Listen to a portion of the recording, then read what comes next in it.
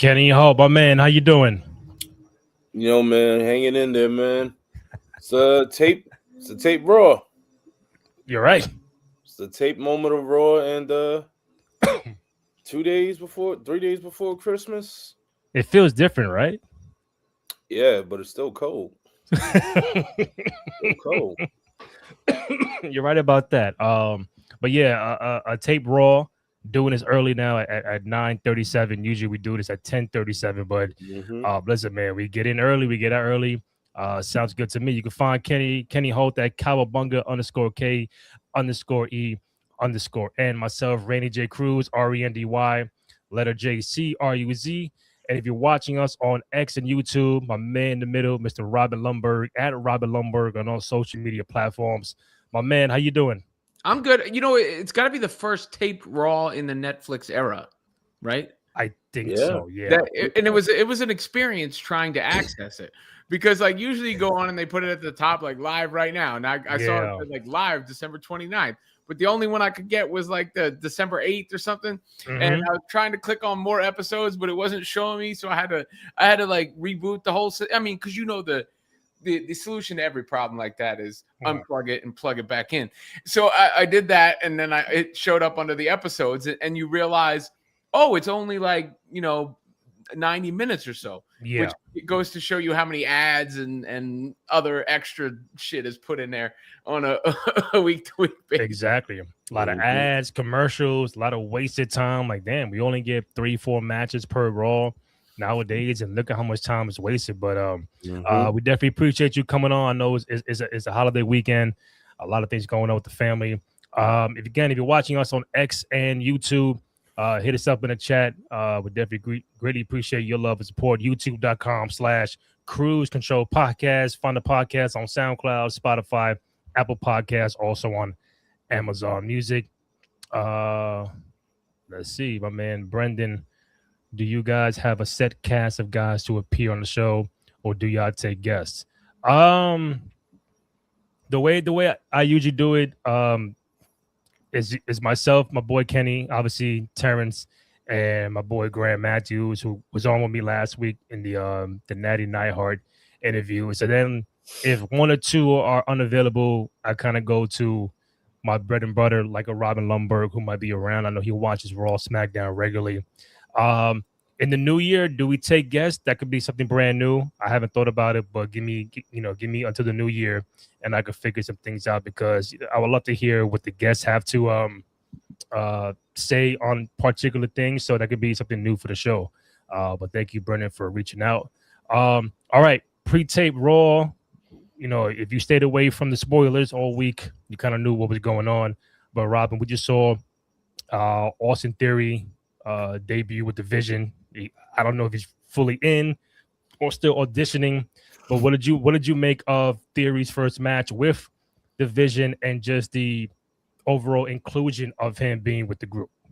I mean, look, this is it for him, right? This is his chance. This is his opportunity. He's got to make the most of it. I think he did well in his promo with Paul Heyman, setting it up where, he said he's there to take it now. We'll see how it plays out. I mean, I don't know if we have the definitive, rules of engagement with him in the Vision right now, because he's like kind of auditioning kind of in a sense. Yeah. But you never know if what's his ulterior motive on the other side. I think obviously he winds up with the group in the short term. But it's interesting enough, like, to see, can he get to that level? I guess. Wasn't he tabbed as a Vince guy at one point? Like, Vince, like, loved him or whatever, thought he was next up. And I don't know if I ever saw that in him. So I guess I'm sort of looking at it through those lenses, where it's somebody who, say what you want about Vince, he did make plenty of stars. Somebody saw him like that. I didn't quite see him like that. Am I going to see him like that now? Mm-hmm. Kenny, talk to me. What do you think about Austin Theory's debut with the Vision tonight?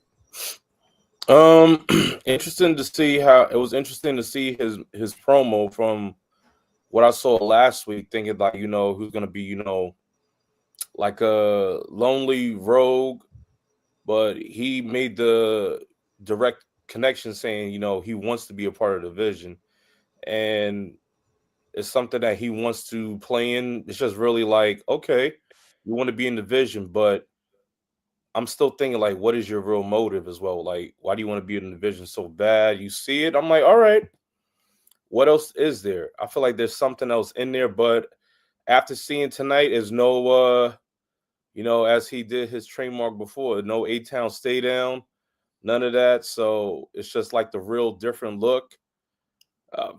I would just say that it's a little different, and the way how his wrestling style is, you can see is more.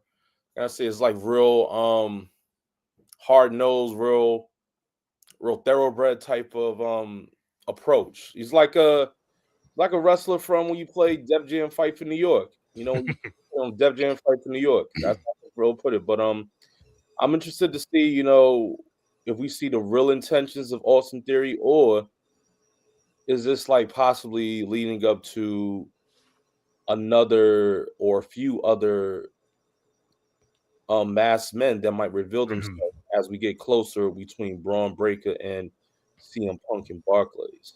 So Robin, Kenny has a theory that, no pun intended, that the masked man, although Austin revealed himself last week, but now feels like other people can still be identified as the masked man, because it was Theory. Some thought it would be Montez Ford. Some thought it was other people that could be involved. Do I see it that way? If it goes, cool. If not, I'm not shocked. But I think seeing Austin Theory tonight, I think he looks the part. He looks good out there. It felt like a natural fit, although it was a tag match, but he felt like a natural fit. And like you said, this is probably like his last go around, or one of the last go around. Like, I got to go out there, prove myself. I got to win under John Cena at WrestleMania under my wing. What can I do with that to prolong my career? And if I got a tag team with Braun Breaker, Bronson Reed, Paul Heyman, and Logan Paul, whatever, to big up my character, then I'll run with it, because I think he is a natural heel, a good superstar in the ring. But I'm like, okay, let's see where it goes. But for tonight purposes, I think he looked like a natural fit with the group. Yeah, the one thing that's interesting, what's with all the curb stomps? Is there something to that? Like, is that deliberate that that he's using Seth Rollins' move? Is it because he's Seth Rollins' replacement, or does it have some sort of tie-in to Seth Rollins eventually when he does return? I mean, it could be a few things. It could be, if you want to be that, what if Seth, because Theory and Seth had their rapport back in the day, right? Mm-hmm. So Seth wanted to take Austin Theory under his wing. This could be a thing where Seth is sending Theory to be like, yeah, I'm going to be part of the vision. His mold. But then we're going to internally break it down from there. Like, and then Theory would align himself with Seth when Seth does come back. So that could happen. I can see it happening, because he still never really said why. Why did you want to align yourself with us, or what attracted you to do all these things for us? We never asked you. We weren't looking for you. So what's the real motive? Did we get that? I know you had a promo earlier, but did we really get that answered? I don't think so. And we still don't know. Well, I mean, that's kind of the point, right? Like, so there's a little bit of that mystery, hanging over it. It's interesting to see it happen on like a tape show like that too, where you see his new look out on the internet before it actually happens. Same thing with the CM Punk Gunther confrontation, which is one of the things that'll probably be talked about the most from this episode. Because to me, if I'm being real about it, the hottest thing going right now is Gunther. Like he's got that heat. And it's the kind of thing that made me do a complete 180 on the last Cena match, where I realized, after a week, that was actually great, the way it went down, especially when you see the reception that Gunther's getting now. Yeah, even with that, I think, and listen, this is what we do. We bounce around. So going with the Gunther real quick, I think I'm like, what are they really telling us or trying to tell us? Are you trying to tell us that, I know Punk has the Braun Breaker match in 2 weeks in Barclays. Gunther, you said, is the hottest heel right now. Are you trying to tell me that? And then we had the confrontation with Punk and Gunther. are you telling me that Punk and Braun may not win that match because Punk and Gunther could be the match that you really want for WrestleMania, which could mean Gunther's going to win the Chamber or the Royal Rumble. Yeah. So it's like, because before that we thought Braun Breaker could be a Royal Rumble candidate along with Roman, Sami Zayn, some other people. But now I'm like, hey, you gotta push this Gunther character to the moon now. Yeah. And the way to do it is either win the Rumble or win a Chamber and be in a main event match at WrestleMania. So did you feel the same way? Yeah, I think Roman Reigns wins the Rumble and Gunther wins the Elimination Chamber. Wow. Roman, Cody, Punk, Gunther. And now it makes sense because Gunther will win the Chamber in Chicago, in Punk's hometown. Damn. And it Kenny, if those are the matches, Roman, Cody 3, Punk and Gunther, are you okay with those being the heavyweight championship matches? Because we spoke about this, many weeks ago. We said Punk, we said Braun Breaker, we said Punk and Cody or Punk and Roman, but they're kind of telling us that Gunther's the guy that's going to be in a championship match at WrestleMania. By the way, Robin broke it down like that. I'm like, no, that's not a pretty bad idea. If we get Roman and Cody again, part 3, especially after what we saw at War Games between the exchange between Cody and Roman, that really could lead up. That ties in, and then we already have Punk and Gunther. They already had history, the lead up, and then SummerSlam. So, and Punk beat Gunther at SummerSlam. So now he beat him square, and right now Gunther, man, is like kerosene right now. Like that man can't go anywhere, and he's welcoming it, and that can really build off. And I think, if anything, if he wins the Royal Rumble, you got Gunther, the man that just put John Cena, make him tap. He will eat that. He will eat it all. He eat it alive. If he wins it at the Royal Rumble, that man just tastes it, and he knows, like, I made your legend tap, and guess what? I won the 30-man Royal Rumble. The match is, you guys didn't like me as a champion when I had Jey Uso. You damn sure ain't gonna love me now that I'm the champion, that I made the greatest in the world. You can't see me, and I'm gonna be the next champion. And guess what? You can boo all you want, but I'm gonna hold up the gold. And there's not a damn thing you can do about it. But Robin, do you think they have a heel like Gunther win the Rumble in Saudi Arabia, or save it for Chicago? I don't think the venue matters all that much. I just don't know if he needs it right now, like, versus, like, I feel like it could be a good vehicle for Roman at the moment, who needs to be thrown back into the mix, into the picture, and then Chamber comes a little bit later, so Gunther could win that. But I mean, one way or the other, they got to capitalize on what they did. You don't do what you did. You don't get to this level with him, and then not put the pedal to the metal even further and ride it till the wheels fall off. So I think 2026 is going to be a big year for Gunther, and he's got to win a title. He's going to retire AJ Styles. Maybe he retires some other people along the way. Who knows? Brock Lesnar on the back end. So a lot could happen there. But and that was a rumor. Like, Gunther is in line to either get a championship match, maybe get AJ at Mania, or get a Brock Lesnar at Mania. Or I keep hearing Brock and Gunther at SummerSlam, because it's in Minnesota, and that could be Brock's potential retirement match. We have no idea, but, like, no matter what, there's a lot of things lined up for this guy, and I think everything starts at the Royal Rumble. So you would have him win the Royal Rumble itself, fresh off the Cena? I don't think he wins the Rumble. I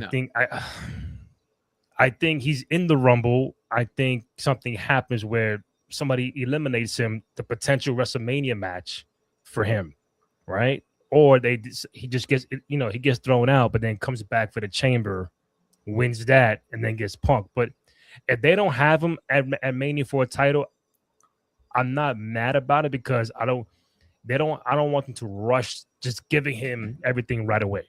I think it's a slow burn, and then eventually he'll be in the title picture. But I mean, the good thing is they have options, so they can go either way with Gunther.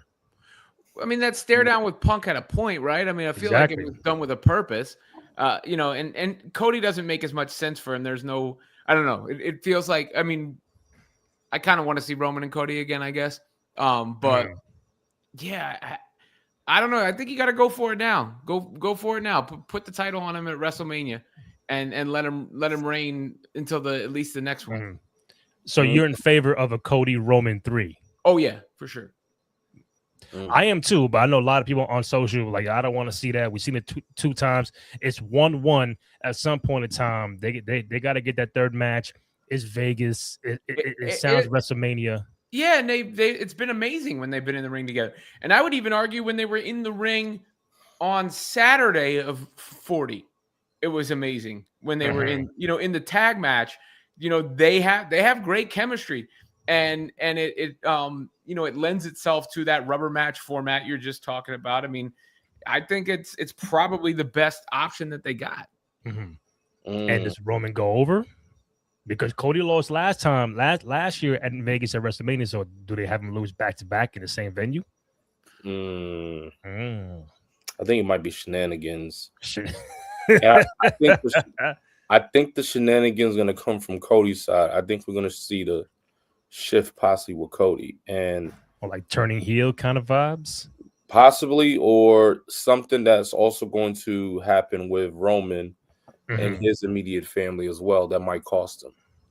Because what is it, Roman? If you was to look at it, Roman already has he's 0-2 in the last 2 WrestleManias. 0-2 the last WrestleMania. Yeah, 40 and 41. Yeah. Yeah, so he's 0-2. Sidetrack, Gunther is also 0-2 in WrestleManias. So I wouldn't see the last 2. So I wouldn't mind seeing that. But back to Roman, I say this time Roman he'll be the crowd favorite to go, but I think Cody gets the win, but the shenanigans is something that probably will build up between January all the way up to I think something between that's going to happen. So, Robbie, you think Cody turns a little heel? Does he defeat Roman in the part 3? If you were booking it, how would you do it?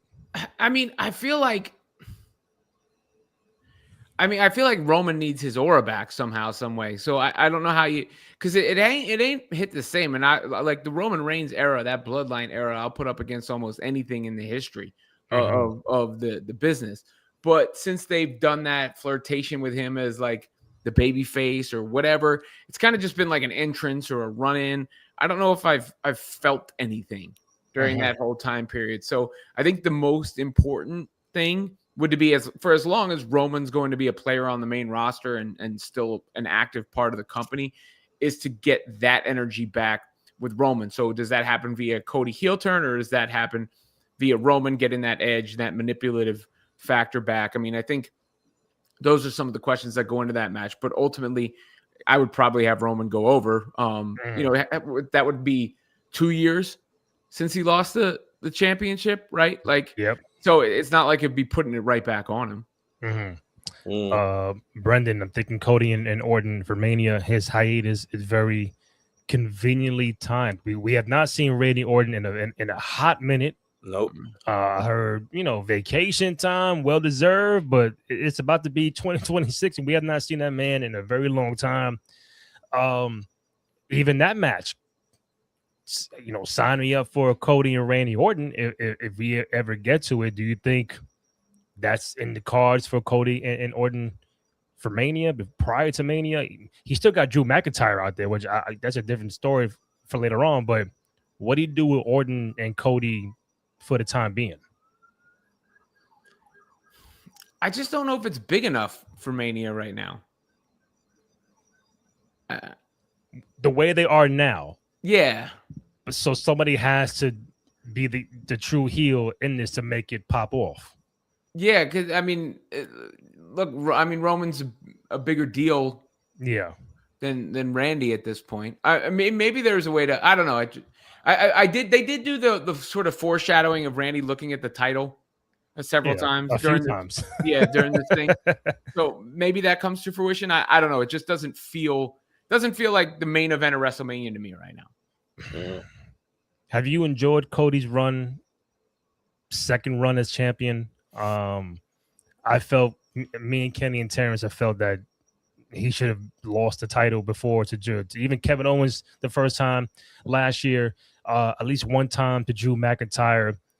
There is going to be a Drew McIntyre Cody Rhodes match coming up down the pipeline. I'm hearing the 3 stages of hell coming up. His stipulation, what venue, what PLE, I have no idea, but they can't have Drew do all of this and then still lose, can they? Like he's got to win, right? No, I don't think so. No, I don't think he's gonna win. No, I think that's happening on a SmackDown. All that fight and not winning, like, come on. Well, I heard Germany, so it's got to be one of those. Yeah, this Drew Cody 3 stages. Let's see. Yeah. I thought I heard it was scheduled. Either way, I don't think I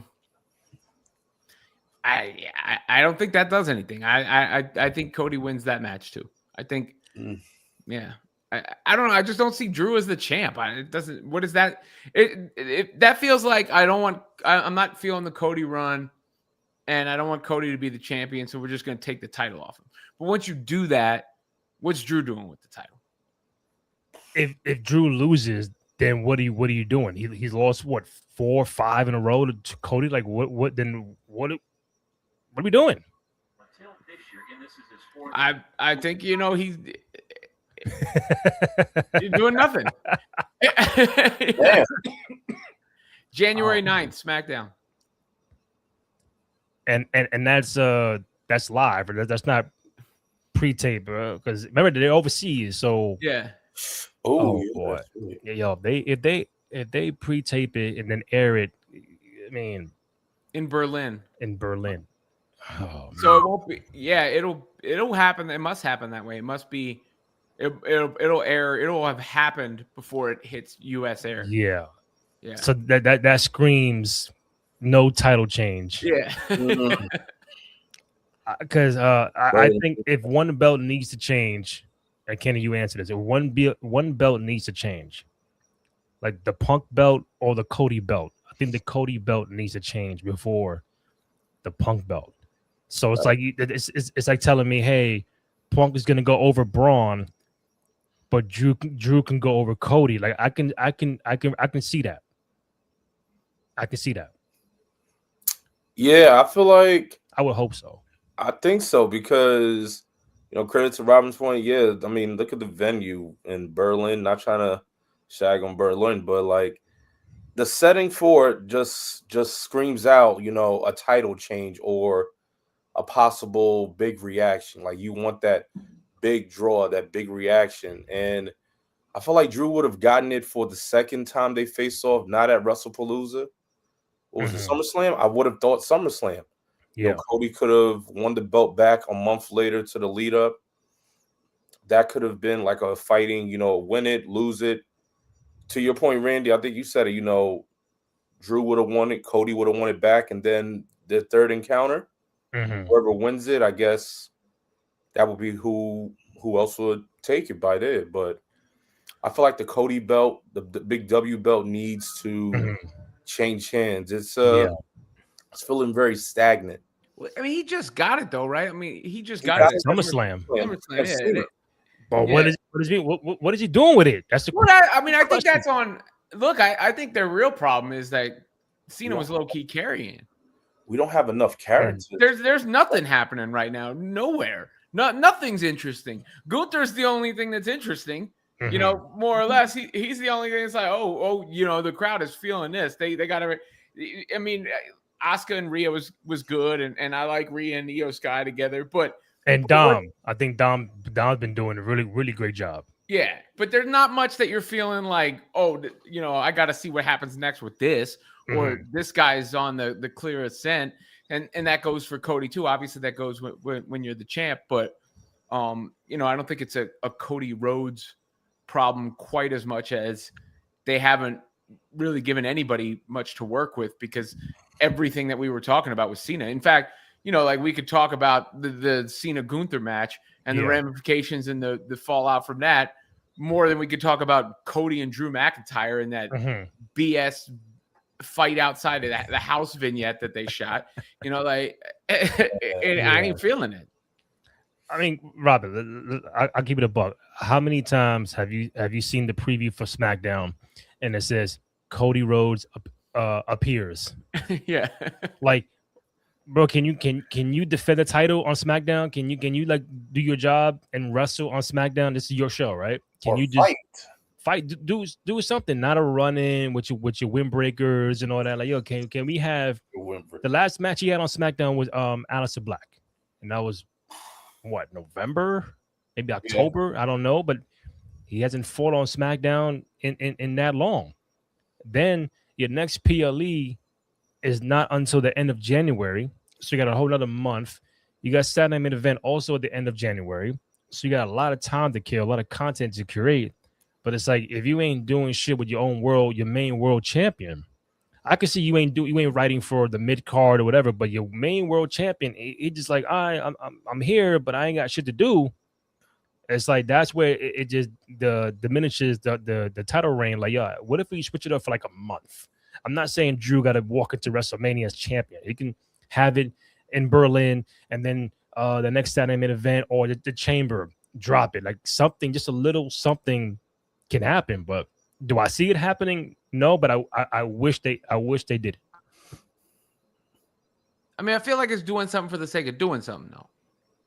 It's better than nothing. Yeah. Better than nothing. Word. I mean, the real test is coming up after Jan 1, I guess. In fairness, they're taping shows right now. They're getting towards it. The Cena thing happened. But they got a Rumble ain't far away, right? Like, what's the Rumble? The end of next month? January, Yeah. So they gotta put some interest in the product soon, or else the criticism is going to be earned, from the top down.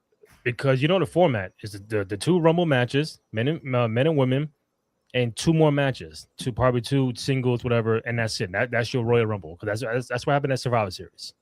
4 matches, and we are in the 4-match PLE era. Well, in the Royal Rumbles, to be fair, like both of them are an hour long, so true. But how many Rumbles have we seen?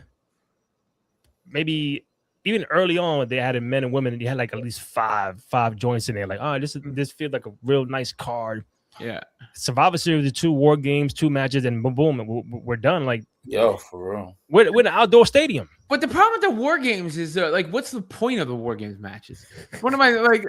Why, this year, they're not for anything. Like, the Rumble has history. The Rumble is foolproof. It's one of those concepts that has stood the test of time, and it has real stakes. The winner of the Rumble is getting the title shot at freaking WrestleMania, right? Like, so to me, that automatically elevates it above.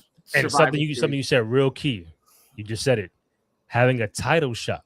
Yeah. Not being it used to be the main event of WrestleMania. Now it's like, all right, you get a title shot, but you might go on first. Well, there's too many titles and too many nights. And the girls are, the women are as good as the men. So, it's harder, it's hard to get main event spots, but regardless, it's a lot more than we're in a war games because I think they should go away from war games and only do that, or like Hell in a Cell when it's needed. I don't think the war games was needed this year on both sides. They advertise it. It's outdoor stadium. I get it, but I just felt like they just did it and put their top all stars in there, just to do it real quick. I'm gonna go back to you. This is regarding Cody and Randy. They have it built up, but Randy already blatantly told Cody he is going for that for his belt, and they wouldn't place his leave right during the interim between SummerSlam and Mania. Otherwise, listen, B, I'm in favor of Orton and Cody at some point in time. I just don't know. Listen, we're not in the writers' room. We can have all the ideas in the world, but it's pretty much up to them to pull that trigger. They could pass it to Drew on SmackDown, then Cody win it back at Rumble, in some sort of match with a different rule set, maybe Hell in a Cells. Well, since Drew picked the stipulation for the SmackDown in Berlin, then maybe Cody can pick the stipulation for the rematch, a la maybe Rumble or even the Chamber. Listen, Kurt, Robin, I would say we grew up in that era where the Attitude and Ruthless, where the belt was passed back and forth quite a few times, and even like the main guys, Rock, Austin, Cena. You champ 1 month, you lose the next month. Cena's a 17-time world champion. I mean, he lost it 16 times. Mm-hmm. So Cody Rhodes, shouldn't be like, I'm gonna hold it. I don't want to be in the era where you're champ and then I gotta hold it for a whole year and do nothing with it. Now, if he was defending it constantly to be like, yo, this title reign is awesome. Right now, he's not doing much for other opponents. He's not building other stars. The Roman joint for 4 years, it birthed the Usos and the Solos and the Fatus and Sammy and KO. It helped other people. This joint is not helping. And not saying it's Cody's fault. This reign is not helping other people get over. That's why I feel like Drew should at least get one shot, one championship reign in front of a live crowd, because he's been there, done that, earned it. So I'm like, that's why I'm pulling for Drew right now. But Cody took the belt off Roman, right? Yeah. So that's a big deal. And I mean, he obviously lost it, but you use the word shenanigans. He lost it with some shenanigans, right? Like in the sense of John Cena was supposed to be aligned with The Rock and Travis Scott, and who the hell knows what happened there. But, there was clearly something that was supposed to be paid off there, but it was John Cena's retirement tour. He gets the belt. Regardless, Cody gets it back from John Cena in a bit of a passing of the torch kind of moment. At this point, he's only had it for 4 months. I just don't think changing it for the sake of changing it makes sense when WrestleMania ain't that far away. Like, it's another 4 months. That'd be 8-month title reign or whatever. One of the big, like when Cody loses it, it should be with purpose to whoever is going to, take those reins and go with it. I feel like Drew McIntyre would be a plot device. And I don't want to see, that means they have to have another match. And I don't want to see another match from them after this one. No, I hear you, but we've seen times where like The Rock won his title the month before WrestleMania 17 against Kurt Angle, and then boom, I get Stone Cold a month later. Like it could happen. I think just think in this era, this time frame, and this regime, I just don't think they're taking a lot of risk. Or you're saying, what, let's try this. Let's change the system. Let's catch people off guard. Well, Jey Uso won the Royal Rumble. I mean, that true. Anything's possible. That's what I'm saying. Anything John is possible. Cena tapped to Gunther, they just okay. So I wouldn't say they don't take any risks. I wouldn't say, Yeah, but how far apart? Like that took 10 months. Big 10 months. Kevin, Carmelo Hayes won the U.S. title, and everybody already knew. Yeah. That's on the tape SmackDown, right? Yeah. Yep. Okay. He beat Dragunov. He beat Dragunov. Yeah. I think he beat him clean.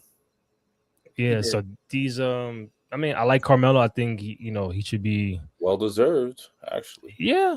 U.S. title. Are you a fan of Carmelo, Robin? I feel like he's captured a little something lately. He's getting a reaction lately, and when he came up to the main roster, what was he, like the number 1 draft pick for SmackDown? And it didn't feel like it worked out very well. And he was kind of middling there for a minute. He had the thing with the Miz that maybe helped him a little bit. But I think this is a good launch pad for him, the U.S. title. And I'm curious to see what he does with it, because he has been getting some buzz and some energy with the crowd lately, which is a good sign, because it took a minute to get there. Kenny, do you think, for what you saw tonight on Raw, what's your percentage of Braun Breaker defeating CM Punk for the World Heavyweight Championship in Brooklyn? It was high 2 weeks ago. Is it the same? Is it lower? Because I could feel like it maybe have dropped a little bit, especially with the reveal of Austin Theory. Like it may have declined. It was up very high, but now we're seeing like a I would say not a major drop, but like a minor decrease because prior to this we were good with the unknown. Like Braun was carrying like going in there with with a lot of heat, a lot of gasoline. But then now, I feel like now with the reveal of Austin Theory, this may have a different approach, and it's probably a little bit taken a little bit off of Braun. So I'm like, if Braun is supposed to face up against CM Punk, I'm like, why wouldn't you put him and Punk against him in a match, like in a little tag team match? Put Braun to compete, like show that he's still ready to compete. Don't reserve him and Punk. Yeah, Punk was looked a little reserved in that tag team match. Ray, God bless him, my man was putting in overtime, but sheesh, my man doing it. But I feel as though if this is the lead up how it is with Theory, I think something is going to happen on January 5th in Brooklyn. Like when we're probably going to see a good match. I think that match probably going to go. We might see at least a little 35, maybe 40-minute match. Throw it back. I don't know, bro. I don't know. That should sound like 15 minutes to me. Give me 25, maybe 30. 25 or 30. I give you 25 with the whole intros, but I give him a 25-30 match. And and then something has to jump into like draw. You have a main event like this, you can't just have it in like a dry fashion where Punk, if you say hypothetically Punk wins, like, oh, Punk wins, good night, that's it. But something's gonna happen. Something has to happen because you got to be able to say, all right, if Braun loses, he's not out of the hunt yet, and this can still keep him still hot. Now, if Braun wins, something's got to carry that over to make him the next big thing. No pun to Brock, but that's where I'm thinking like those reveals of who we might have extra characters that might help. It's not going to be clean. Robert, who you have going over in Brooklyn, Punk or Braun? I don't think it's clean. Regardless, I think that's where we see something up. But I think Punk comes out with the championship. Yeah. I think Punk wins. I'm fighting for Drew. They're not gonna change both belts. One's gonna change, and they're not gonna change both, and then they're not gonna have both win. Bro, I'm telling you, one belt is changing, and I think seeing tonight, I'm like, all right, Drew's got a shot. Because I'm thinking like, all right, if the belt changes hands in Berlin, it's a tape show, and people know about it. One, I feel bad for Drew. I want him to win it on a live show. Two, the people that would want to see the replay, the pre-tape, I want to see how Drew wins the title. McFoley. Come on, Robin. There we go. Come on. Ball. In 99, when Mankind won the belt, and then in pre-tape, everybody wanted to watch Raw and see what the fuck happened. Well, Bischoff gave it away, right? On Nitro. Yeah. He did. Yeah. And then people tuned, and I think that might have been the episode where Raw beat Nitro in the ratings to take the ratings back and then never lost again. And now the same night as the Finger Poke of Doom. Oh my God. There's someone that said for that match, this guy said, yo, my son wanted to go to that match and we was excited to see Hollywood Hogan versus Kevin Nash. Ready for that match to only end it with a push of the finger, and that was it. Yeah. And Rob, that's my point. Mankind beat The Rock. And then like at the Rumble, 2 weeks later, The Rock won. And then the Mankind won a month later. And then The Rock won a month. Like, I'm not saying switch the belt 4 times, but it could happen. Like I would hate it for Drew to go through all of this. And I think the pre-tape thing they did with Nick Aldis and Drew's house and Cody going in and all that, like, okay, we're not gonna all do this and Drew not win the belt. That can't happen, right? And I'm thinking like I'm still pulling for Drew to have one title reign, and then get it back, Cody, and then go to Cody Roman 3. I'm cool with that, but it's just not gonna. I don't know, bro. I love Cody. I just think the title run and what they're doing, the way they're booking him is like he's super duper unbeatable. But I'm like, come on, can somebody get in there and get the strap? That's how I felt about KO last year. Yeah, which I felt he should have won for a hot second, and then got it back at the Rumble because they fought at the Rumble. They sure as hell fought at the Rumble. I'll tell you that. Yeah, that's what I'm saying. Just Drew McIntyre versus Cena never. Yeah, never. I think why not? Because what? Because we want to show Cody. No, Drew against Cena never gonna happen. It's over. It's a wrap. Yeah, no. Ready for the 3 stages of hell. Finally bringing it back, that gimmick. Yeah, that hasn't happened in a while, right? I think the last one that happened was it Austin and Triple H No Way Out 2001? If it is, that is what, 24 years ago? It's going to be 25 if they do it next year. I know the first one was Shawn and Hunter in like 02, but I'm like, I haven't seen that. Yeah, the first one was the first 3 stages of hell, I think, was Austin and Rock. No, it was Shawn. Robin, if I'm wrong, tell me. It was Shawn and Hunter at Armageddon. That's when Bischoff was the GM. But Austin and Hunter were 2001. Oh, damn! Really? It was Triple H and Stone Cold Steve Austin. That's the first one. No Way Out. Damn, Kenny got me. Shit, got me. Then Armageddon 2002. That's right. It ended the ladder match.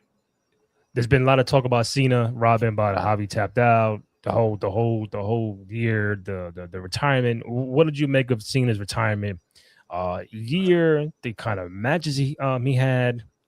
Were there some opponents you wish he would have fought, and then ultimately tapping out to Gunther?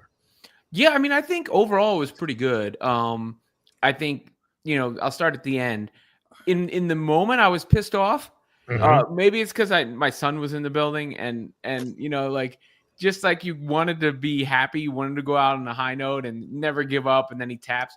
But after seeing the heat Gunther got, I was like, oh, okay. And then I'm okay with the explanation too. The whole like he more let go than gave up, I guess. In a sense, it was beautiful. And the real, the bottom line is we're gonna be talking about it for a long time, and that's the way I've positioned it on, like when I've done shows on Busted Open. I'll be on Busted Open tomorrow, by the way, from noon to 2, Sirius XM. Okay. But if he had won, we wouldn't be talking about it right now. Like the fact that he lost the way he lost is one of those tentpole moments that not only will be talking about it, a week, 10 days later, but like 10 years later, right? Like no one's going to forget how John Cena's last match ended. No. Let's put it that way. Oh, man. So I thought that was good. I really enjoyed his match with Cody at SummerSlam. I really enjoyed his match with AJ Styles and the way they did that. It was interesting to get to see the heel turn, because we got to see it. Yeah. My problem is, and so overall good. My problem is it was an insult to all of us that the way he turned heel was then just, and this isn't John Cena's fault, but it was just like, oh, Men in Black mind erased that, right? Like, don't forget that happened. Who cares? Who cares? The Rock asked for Cody's soul. Cena winds up turning at the behest of The Rock. Travis Scott is there. Travis Scott comes out at Wrestle Freaking Mania. I think he's still walking out to the ring right now. Yeah, and then none of it is to be mentioned again. And I'm supposed to be okay with. Like, I remember that. You know what really stood out to me? The WWE Unreal show. Did you see that? Yeah. Did you see the interaction between The Rock and Triple H on there, where Triple H really didn't even know what was going on with Cena and The Rock's relationship in the story? Like, it's like, so you guys like, and that one is like the alarm bells went off in my head. I was like, oh, the guy who's supposed to be in charge of creative doesn't know what's going on with this, because this was a half-ass move pulled at the behest of the corporate overlords, and then they bailed on it and left all the fans hanging out to dry. So that part of it will insult me forever as well. Overall, good retirement tour, memorable moments. Salute to John Cena, but that was freaking weird and unacceptable. I mean, I thought the heel turn was dope. I thought it caught everybody off guard. Nobody really expected it to happen at Elimination Chamber of all PLEs.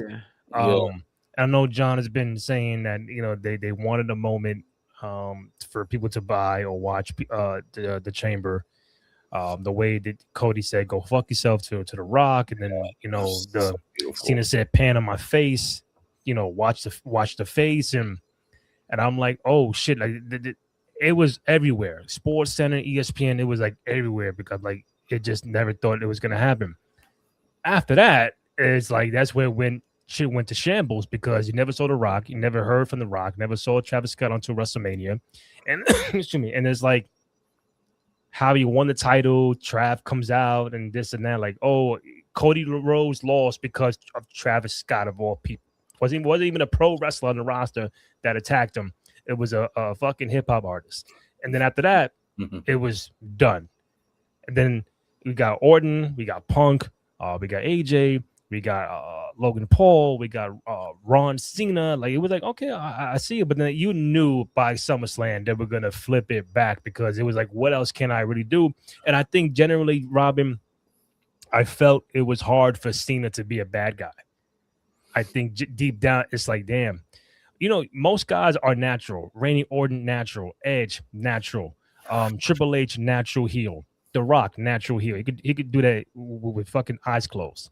John Cena, I just felt, again, this is what they gave him. I felt it was more difficult for him to be a bad guy because one, there was no story to be told, and it's like. Now it's like I gotta blame the fans and this 25 years you booed me. Now it's like and then even when he wrestled, he didn't wrestle like a heel. Like, come on, man, you gotta like get the chair, do the table. Like he wasn't doing all that. I felt like, damn, it's so tough to watch him doing that because he's not a natural bad guy. And then they flipped him. And anyway, but like Gunther, I think it was if this was John Cena's, if this is what he wanted, we can't argue about it. Yeah, we could say, yeah, if this was the way he wanted to go out, let him go out. Let him choose the way he wants to go out, and that's it. And if he wants to tap out, cool, no problem. If he had passed out, we'd be talking more about Cena than Gunther right now.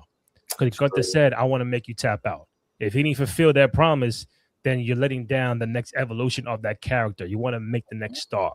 So I think Cena did the right thing, even though Hunter got the boos afterwards. But that was Cena's call from day one. It worked. Nah, I agree. It definitely worked.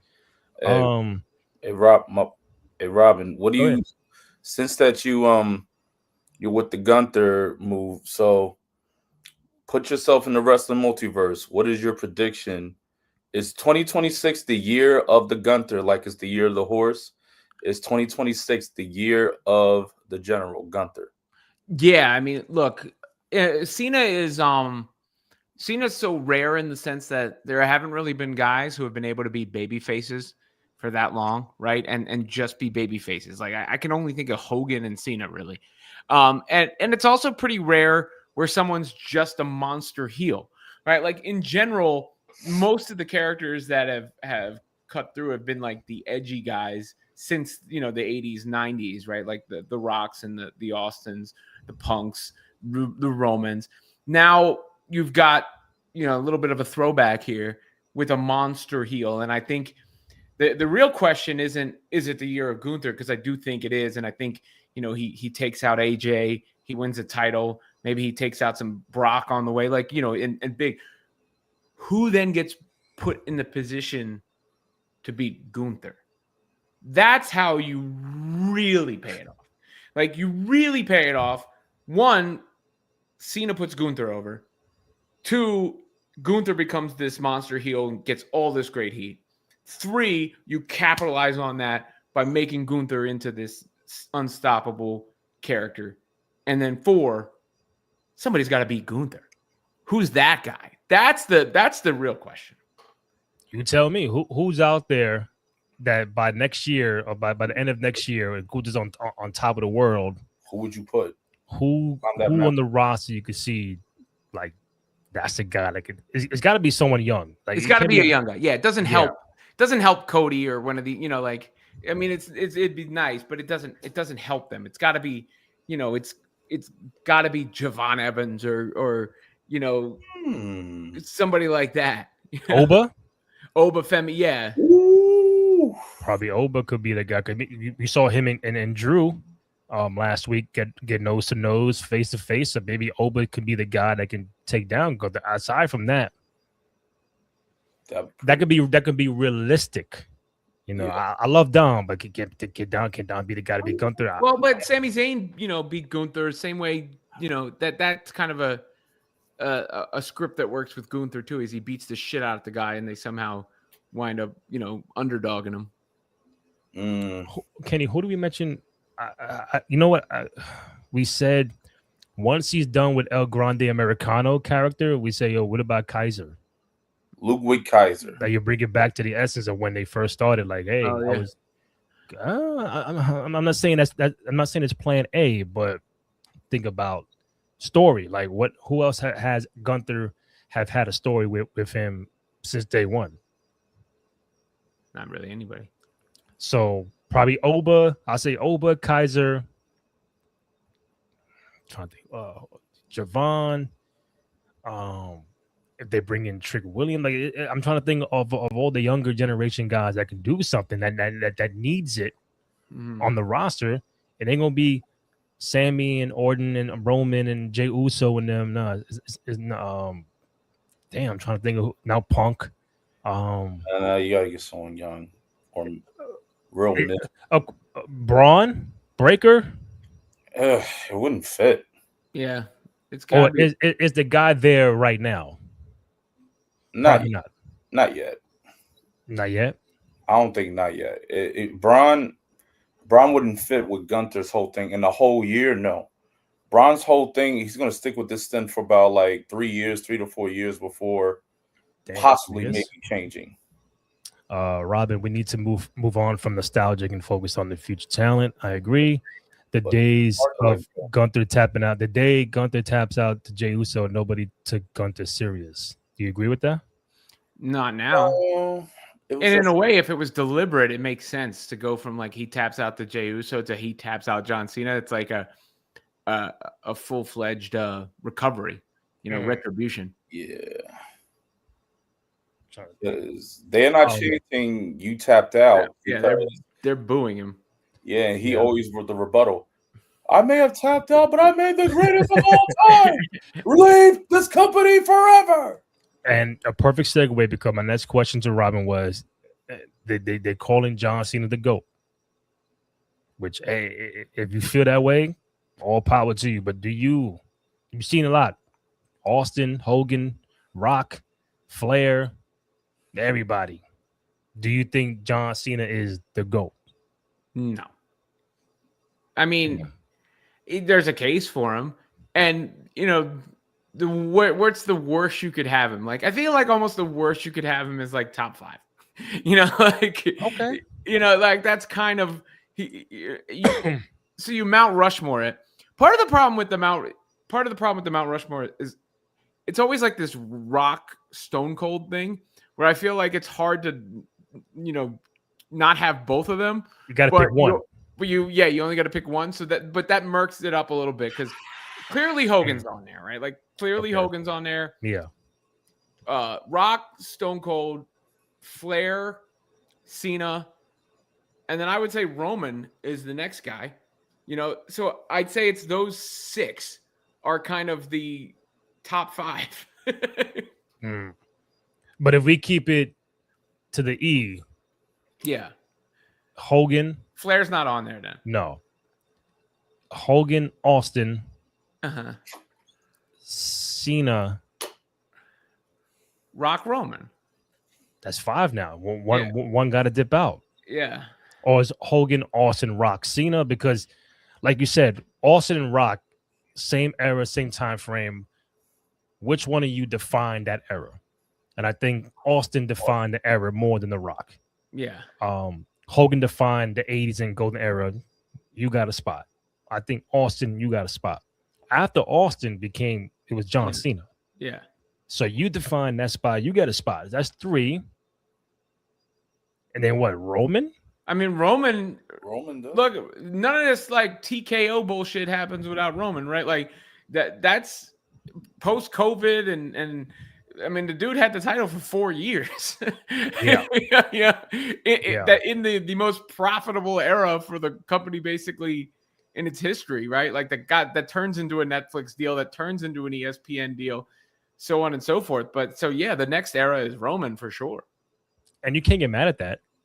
Hogan, Austin, Cena, and Roman, as far as like the big superstars,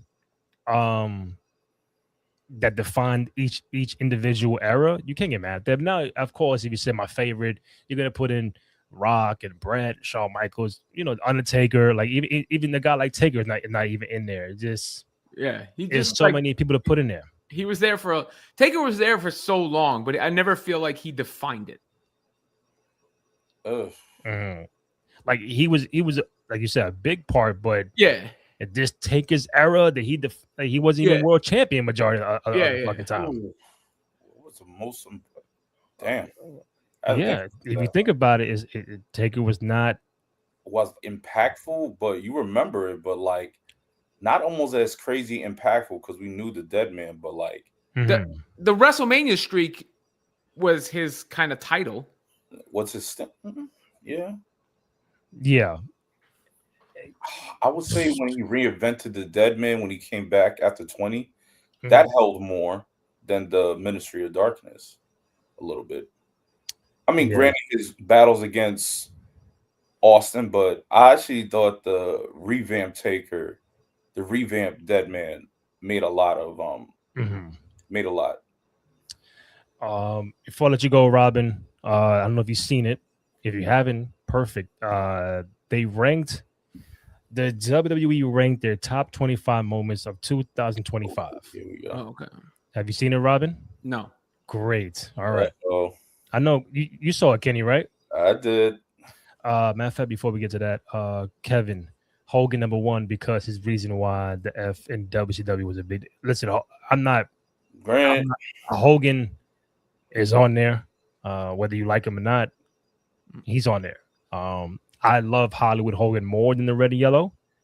I think his Hollywood Hogan is the one of, if not the greatest heel of all time. Depends who you ask. So again, he's on there. Okay, real quick, number 25, Omos manhandles. Okay, these are moments, but some are matches. But that Triple X or I'm sorry, no, the little guy. Manhandles Microman. Yeah, Microman. Yeah. I don't know who fuck Microman is. Even AAA. Yeah, AAA. That's what I meant to say. I said AAA. Okay. 24. Jacob Fatu dives off of the cage. I'm assuming that's what game? No, right? Palooza. He faced Solo in a cage match at Palooza. Was it Palooza? Nah, I thought it wasn't Palooza. Was it? He faced off against Solo. It was not SummerSlam. It might have been SummerSlam. Crown Jewel, one of them shits. All right. 23. Gunther retires Goldberg. 22. Becky Lynch returns. Okay. 21. The Hardy Boys win the NXT Tag Team Championship. 20. Braun Breaker Spears That was good. I may make that higher. That was good. Yeah, that was really 22. 22 low. Fatu jumped off the cage at SummerSlam. Okay. Wow. Okay. 19. Io Sky dies off the War Games cage.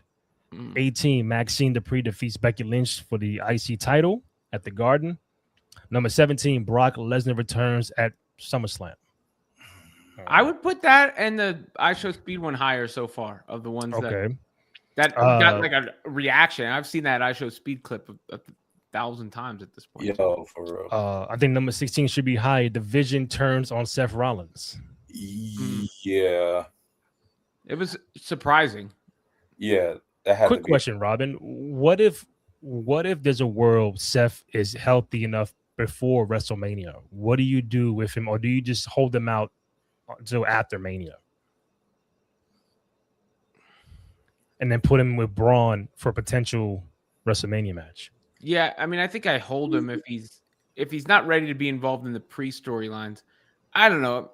Maybe just because I feel like a Seth Rollins like interruption run-in has been used so many times in those big matches that I don't know if I'd want to go to that well again.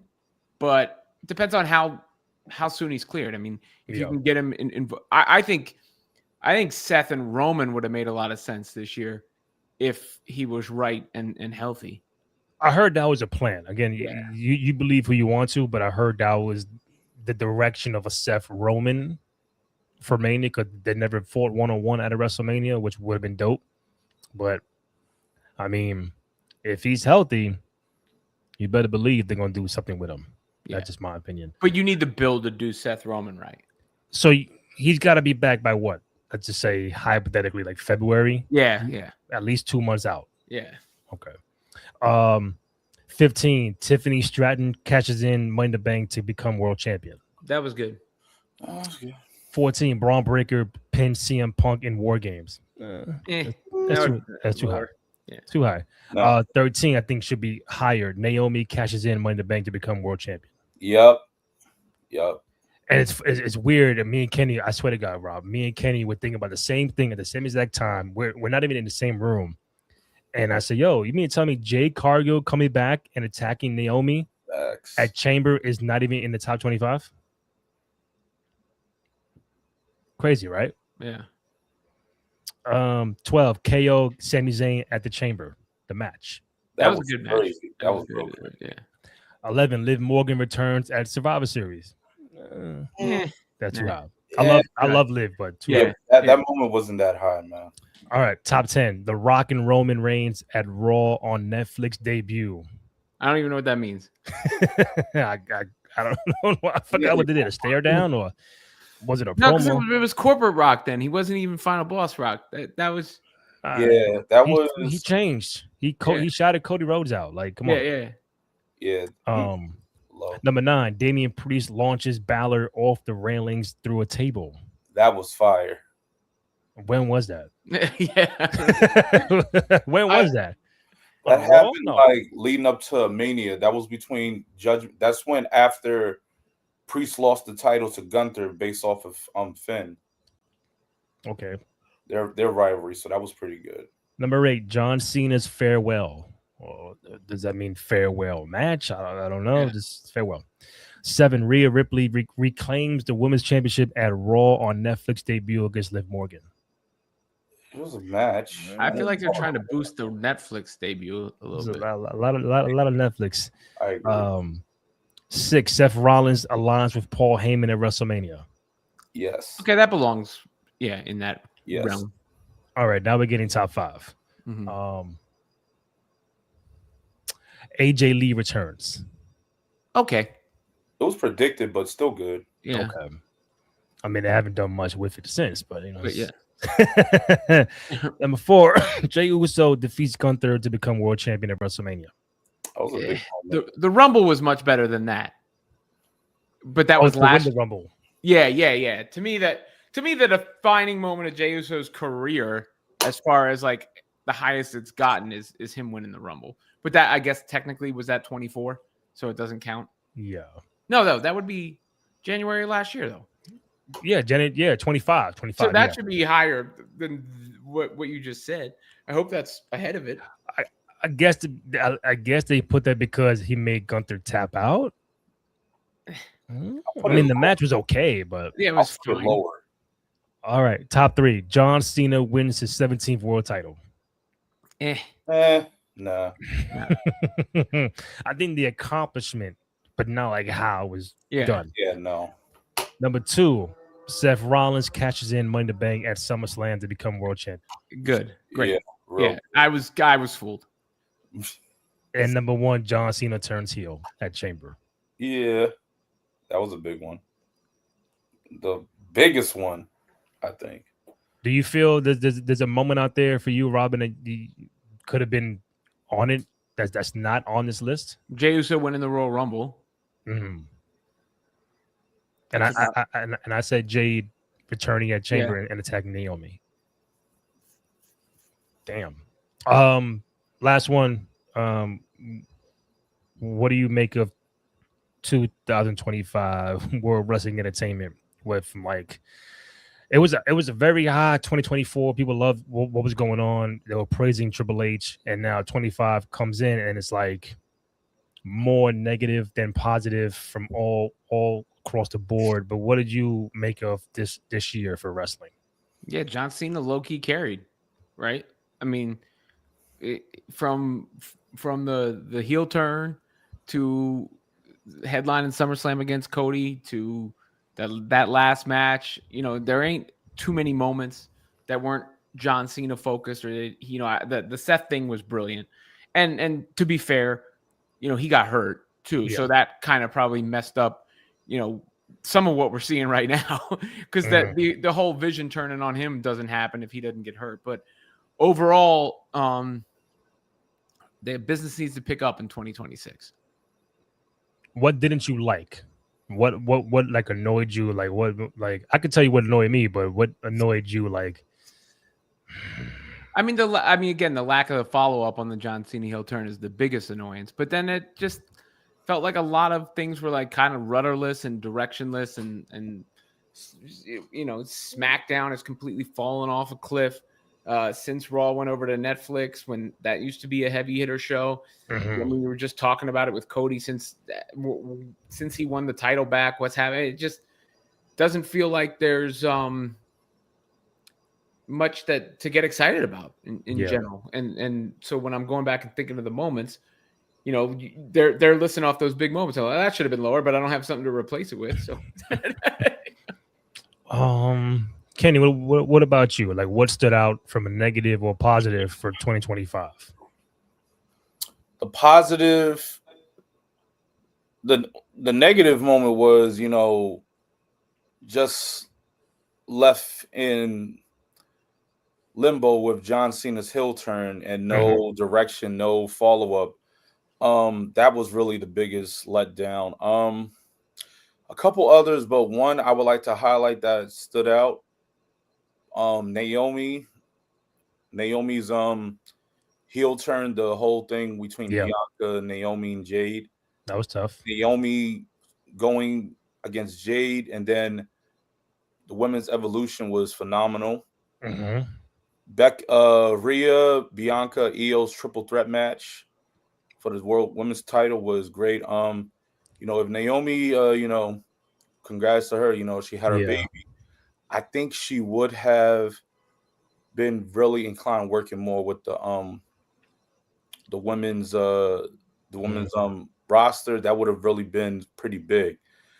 I didn't like how a lot of NXT call-ups wasn't being utilized. Mello wasn't being utilized. We're seeing now he is. Stephanie Valkyrie. I feel like she was pushed too hard. Now she's left in limbo with that title belt. She's not being utilized like that.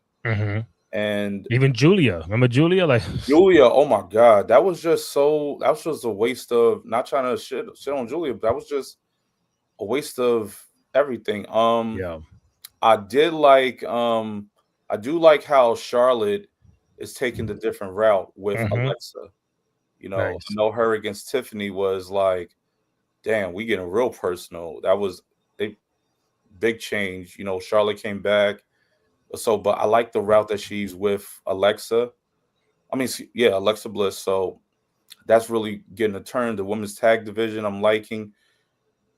Oh man, they could have done. I don't like how the Profits are just basically written off course. What happened to the Profits? Like that match between the Profits, the Wyatts, DIY. Yeah. That match should have been a Mania match. Instead, we saw it on SmackDown. And then you got the New Day and the War Raiders on WrestleMania. The New Day, that's a big disappointment. Oh, that heel turn. The New Day's heel turn, great. But what happened after that? Nada. Ship sunk. Like, come on. It sounds like a lot. Dropping low. Yeah. Yeah, listen, I agree with you both. Too many lows and highs. Hopefully they pick it up in 26. I agree. I think for me, just I'm just not used to seeing 4-match Raws, 4-match SmackDowns, 4-match PLEs. It's just like you got to get as many talent on the card as possible. Somebody wrote earlier, "Are you ready for a 3-hour SmackDown?" I'm like, I guess, because you ain't putting everybody on in a 2-hour SmackDown. So this could be something good for them to get the talent on there. I agree with Kenny with the NXT people. They got to do some more call-ups. I think come Royal Rumble time, you're going to see more than often. The Cena heel turn was phenomenal, but the follow-up was terrible. The New Day heel turn was dope, but the follow-up, it just nothing paid off. I was okay with the Jey Uso Rumble win. Fine, it's cool. What else we got? Cody's run as champion is not as what I thought it would be. Roman Reigns, please go back to your old theme song. I'm tired of this big old thing coming out. It takes too long to get going. It takes too long. Yeah. Come on. No, we got to go back. Stop with the run-ins, and Roman returns every 3 weeks. Raw ends the same time, same way for 12 weeks in a row. Yeah, I'm trying to think off top, but what are you looking for, Robin, in 26? Like, there was 2 or 3 things, like, I'm looking for a big year for this girl, this guy, or like something like a certain match that you haven't seen. Like, what are you looking forward towards 2026? No, I mean, I think you got to capitalize on Gunther. You got to get Roman his aura back, and Bianca Belair. We can see her all year since WrestleMania. Yeah. They could do big things with her and the whatever dynamic they choose when she comes back. Like, her and Jay will be. Yeah. It's right there. Yeah. It's right there. It's what do you do with it? Man. Like, for me, Kenny might disagree, but I'm down for a Nikki Bella championship run. One more time. I ain't disagreeing with it, but you saw her in that promo earlier.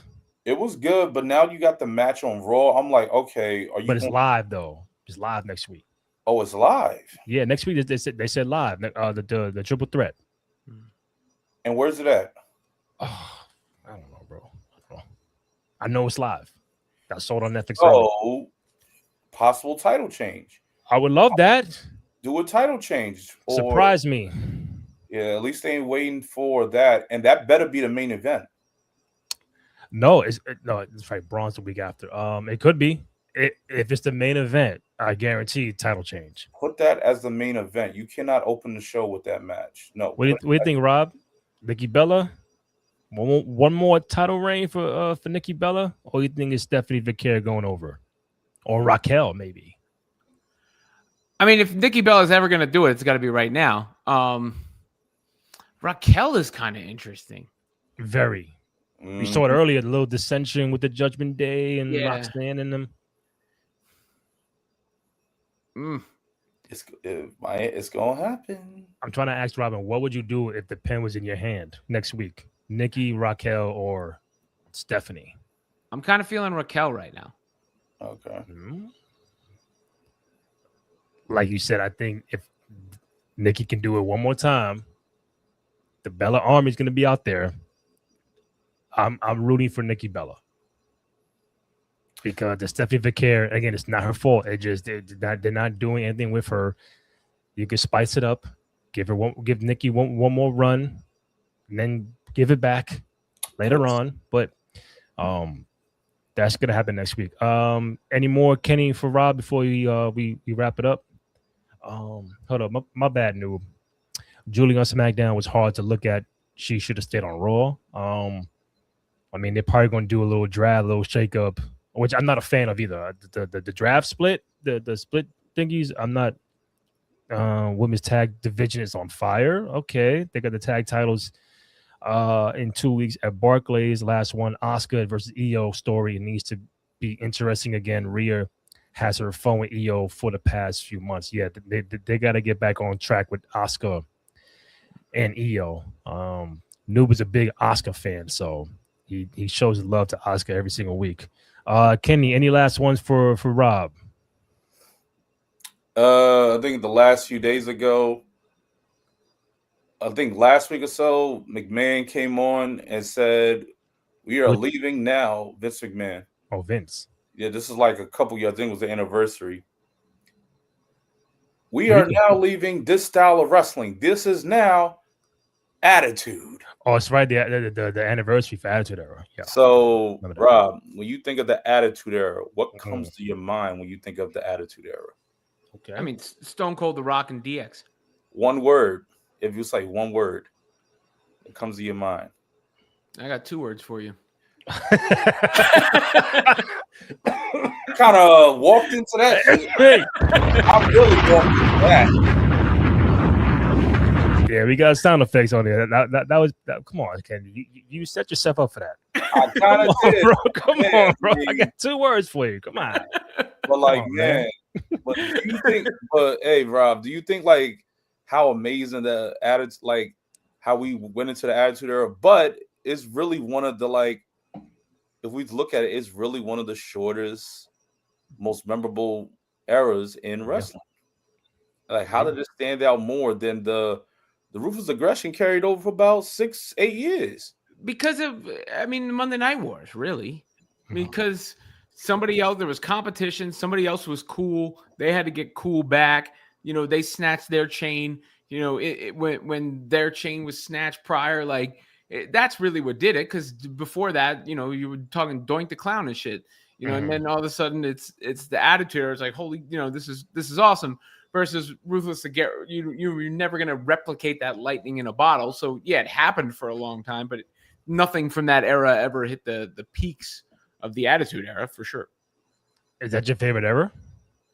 That or the Roman Bloodline era? Is there a name for this era? Or not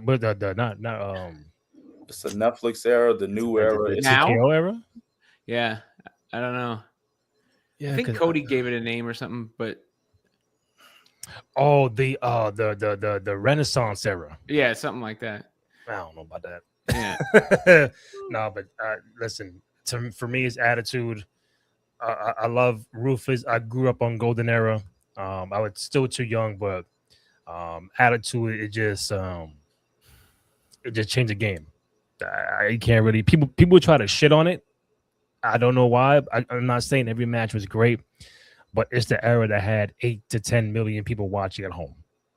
Different time, no streaming, no on demand. It's different time. But every Monday night, you had to be home 8 o'clock for Nitro or Raw. One remote, boom, VCR tape and all the shit. That is not gonna happen no more. So it made it must watch compared to what it is now. You can find Kenny Holt at Cowabunga _K_E_N. Robin Lundberg at Robin Lundberg going to be on Busted Open tomorrow from 12 to noon. 12 I'm to bugging. 12 noon to 2. 12, noon to 2. My bad. Yeah. How often you do that? Just during this holiday when people take off and stuff like that? Yeah, I mean, yeah, I do it a fair amount, but it's you know, I do Saturday mornings a lot with Denise. Nice. But yeah, there's people off this obviously this time, so I'm doing Sam's show, Roberts' show tomorrow. Noon to 2. There you go. All right. Myself, Randy J. Cruz, RENDY, letter J CRUZ. Find the podcast on SoundCloud, Spotify, Apple Podcasts, also on Amazon Music. And most importantly, go to youtube.com/Cruise Control Podcast. Go ahead, download, rate, comment, like, thumbs up, subscribe, all that good stuff. Show us some love and support for you boys on the program. If you have not seen it, check out the recent interview myself and Graham Matthews from Bleacher Report did with Natty Neidhart. It's about an hour long, so any feedback you guys have on it, we'd love to hear from it. And I don't think we're doing the show on Friday, so we'll probably just tap in next Monday when the show comes back live. That will be all for the new year. Robin, man, thank you, man. We love you. We appreciate you. Enjoy the show tomorrow. I know we're tapping soon. Later on. All right.